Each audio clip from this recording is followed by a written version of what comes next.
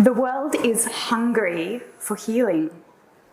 Our task is to create the conditions and the dynamics that make healing possible. Trauma is when a past experience of threat is living and breathing in us now. It is generally unconscious and non-verbal. It's felt.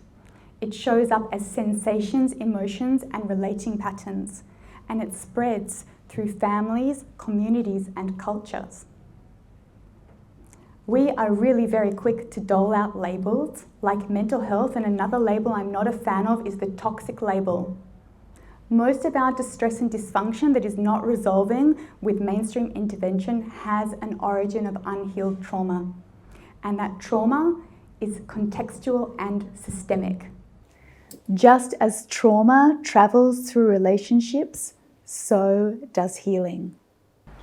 The presence or absence of love and support is the biggest indicator as to whether our difficult experiences will be metabolized and integrated, or whether they will go on to become unresolved trauma and decontextualize inside us and into the world around us.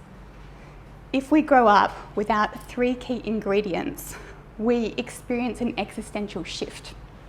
They are 1, safety, 2, belonging, and 3, authentic expression.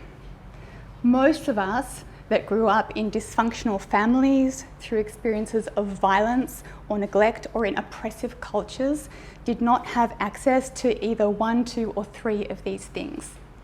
But the trauma that I experienced then went on to inform the person that I became, my personality, my body, and my relationships. I was an amalgamation of surviving adaptive responses and coping mechanisms. Unconsciously, my mission became about 3 things.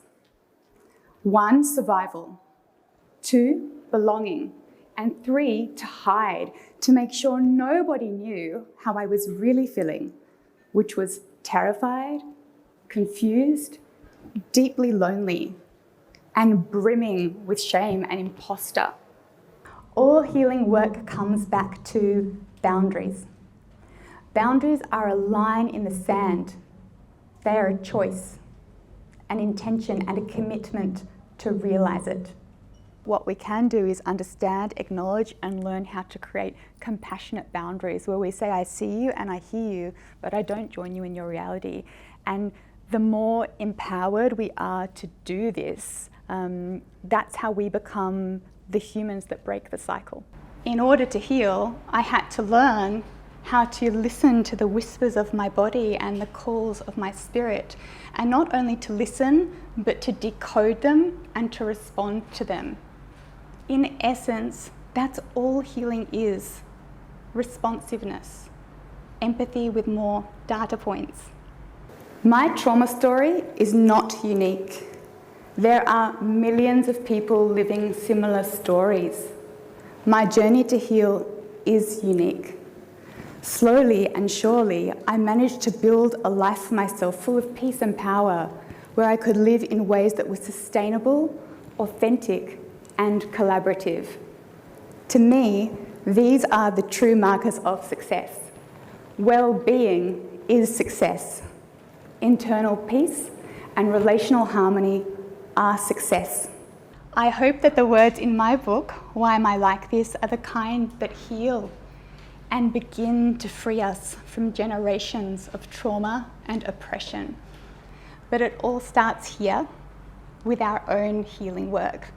Heal your trauma, change the world.